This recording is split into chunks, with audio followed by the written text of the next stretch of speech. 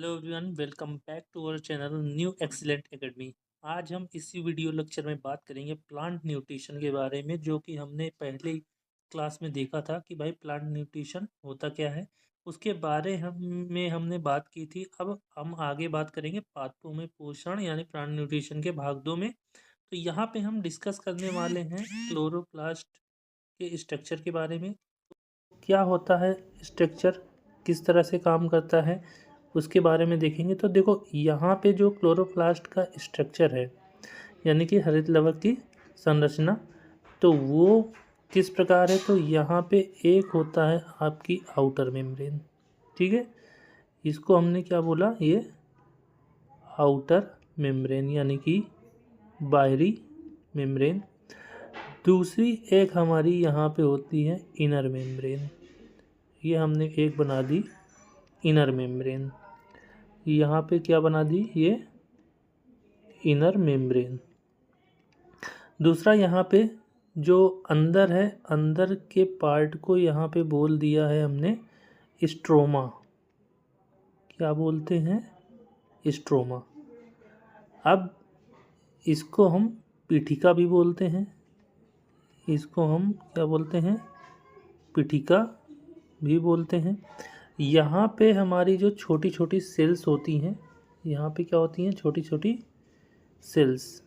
कैसी, इस तरह की हमारी छोटी छोटी सेल्स होती हैं, जो ये एक दूसरे से कनेक्टेड होती हैं। इस तरह से हमारी सेल्स एक दूसरे से कनेक्टेड होती हैं। अब यहाँ पे अगर एक सेल की बात करें तो एक सेल को बोलते हैं थाइलाकॉइल। क्या बोलते हैं, थाइलाकॉइड। अब ये थाइलाकॉइड जो होता है ये एक को बोलते हैं, लेकिन अगर हम पूरे की बात करें तो पूरे इस ग्रुप को क्या बोलते हैं, तो इस पूरे ग्रुप को बोलते हैं ग्रेनम। क्या बोलते हैं, ग्रेनम।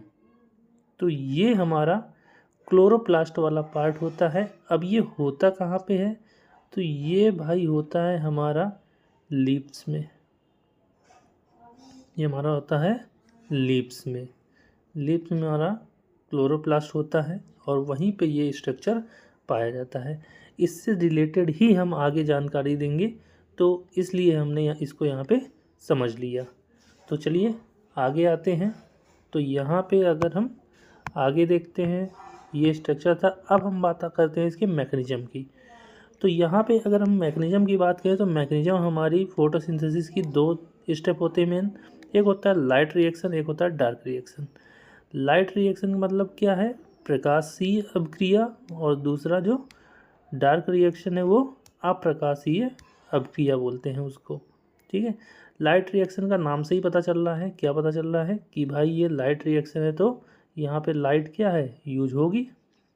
और यहाँ पे डार्क रिएक्शन है, अब यहाँ पे क्या होगा, तो भाई यहाँ पे डार्क रिएक्शन है, यहाँ पे जो है लाइट कंपलसरी नहीं है, लेकिन ये भी डे में होगी, ये चीज़ याद रखना।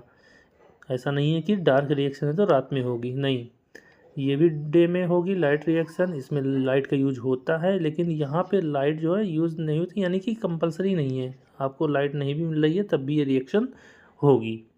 तो यहाँ पे बात कर ले रहे हैं कि जो हमारी रिएक्शन है, लाइट रिएक्शन जो है, जो हमारी रिएक्शन होती है वो किस तरह से है, क्या रिएक्शन होती है, तो उसके बारे में हम थोड़ा सा बात कर लेते हैं। रिएक्शन होती क्या है, तो यहाँ पे देखो सबसे पहले क्या है, हमारा CO2 होता है। ये हमारा वाटर के साथ मिलके प्रोडक्ट बनाता है, यानी कि फूड बनाता है, जिसको हम C6H12O6 बोल रहे हैं, ठीक है। अब ये बनाएगा उसको, ये बनाता किसके साथ में है, तो भाई यहाँ पे हमारा एनर्जी का यूज होता है।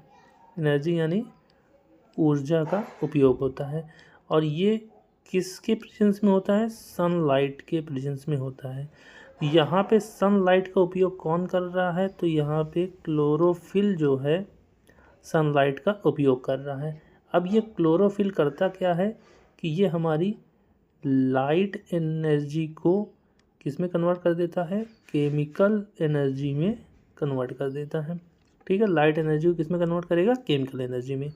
अब सबसे पहले बात तो लाइट रिएक्शन में हमारा जो वाटर मॉलिक्यूल है, जो हमारा वाटर मॉलिक्यूल है वो हमारा दो पार्ट में डिवाइड हो जाता है, एक तो हाइड्रोजन, दूसरा ऑक्सीजन।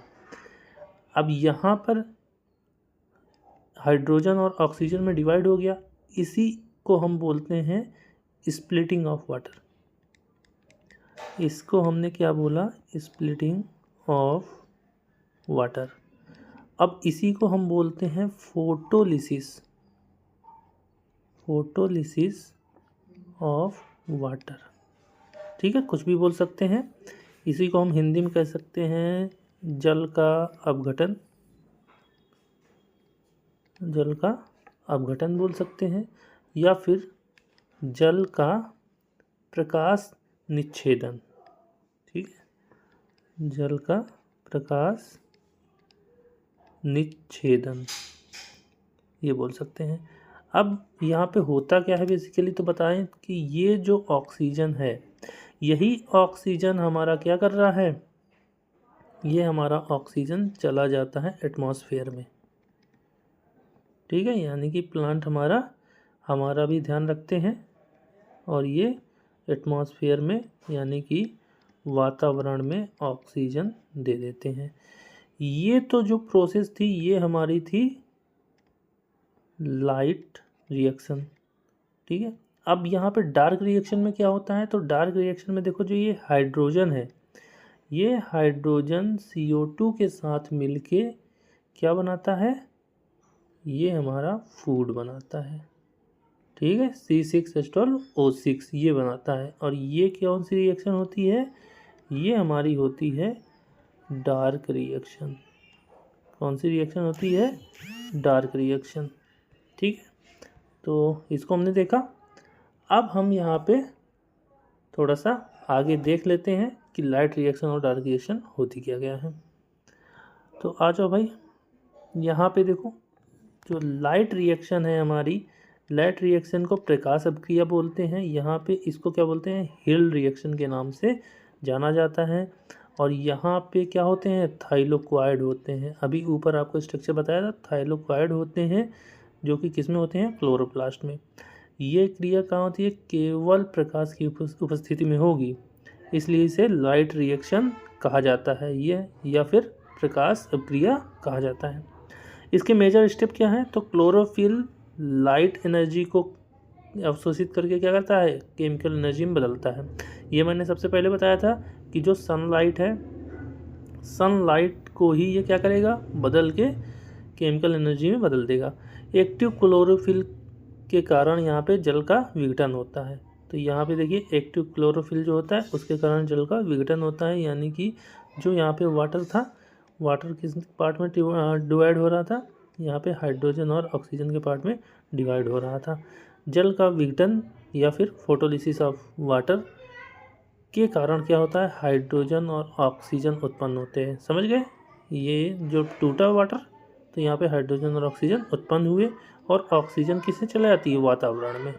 अभी बताया था आपको, ये वातावरण में चली जाएगी, और हाइड्रोजन कहाँ चला जाएगा, डार्क रिएक्शन में चला जाएगा, और क्या बनाएगा, यहाँ पे हम लोग यहाँ पे पौधे के लिए फूड बनाएगा।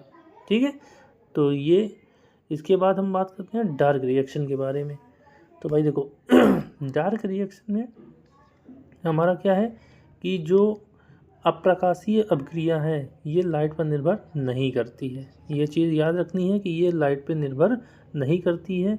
यह क्रिया क्लोरोप्लास्ट की स्ट्रोमा में होती है। जो मैंने ऊपर स्ट्रक्चर बताया था, सबसे पहले स्ट्रक्चर ऑफ क्लोरोप्लास्ट, तो वहाँ पे स्ट्रोमा था, यानी कि जो ये बना हुआ था आपका स्ट्रक्चर क्लोरोप्लास्ट का बना हुआ था, ये वाला जो अंदर वाला रीजन है, यही आपका रीजन क्या था, स्ट्रोमा था। और यहाँ पे आपका होता है क्या, डार्क रिएक्शन।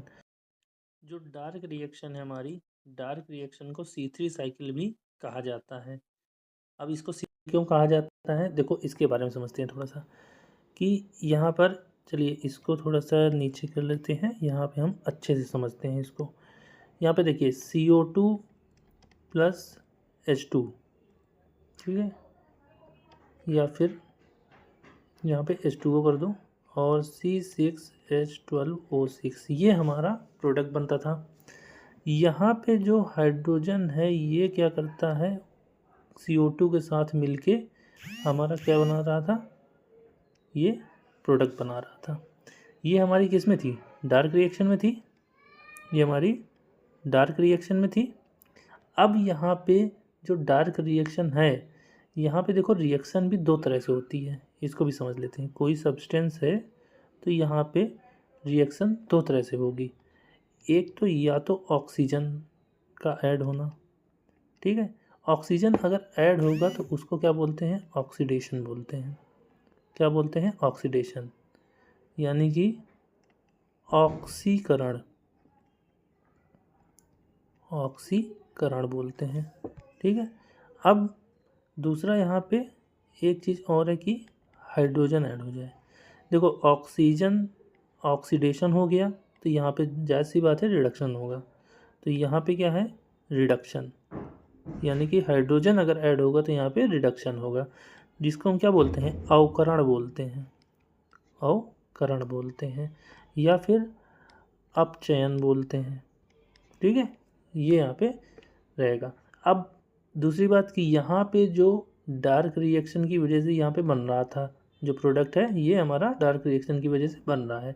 अब डार्क रिएक्शन में हमारा क्या होता है, जो हमारा फर्स्ट कंपाउंड है, जो हमारा फर्स्ट कंपाउंड या फिर जिसको हम बोलते हैं प्रथम यौगिक, ठीक है, प्रथम यौगिक, ये हमारा क्या होता है, ये हमारा 3 कार्बन का होता है।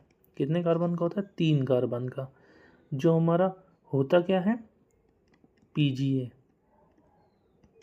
PGA है क्या, तो यहाँ पे PGA है फास्फोग्लाइसेरिक एसिड, फास्फोग्लाइसेरिक एसिड 3 कार्बन का होता है, इसलिए इसको हम क्या बोलते हैं, C3 साइकिल बोलते हैं। और यहाँ पे जो हमारा फर्स्ट प्रोडक्ट होता है वो क्या है, PGA है, जिसको हम फास्फोग्लाइसेरिक एसिड बोलते हैं।